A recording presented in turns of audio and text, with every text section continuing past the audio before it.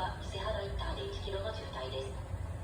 首都高速道路2号線の上りは天元寺で乗用車同士の事故のため3キロ渋滞しています。横浜新道の上りは川上インターで1キロの渋滞です。国道1号線の下りは戸塚区掛取町で3キロ渋滞しています。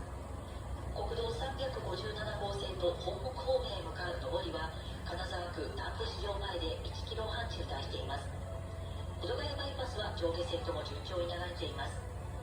国道16号線は相模原市南区宇野森で八王子市方面へ向かう下りが1キロ、上りが2キロの渋滞。さらに上りは町田市南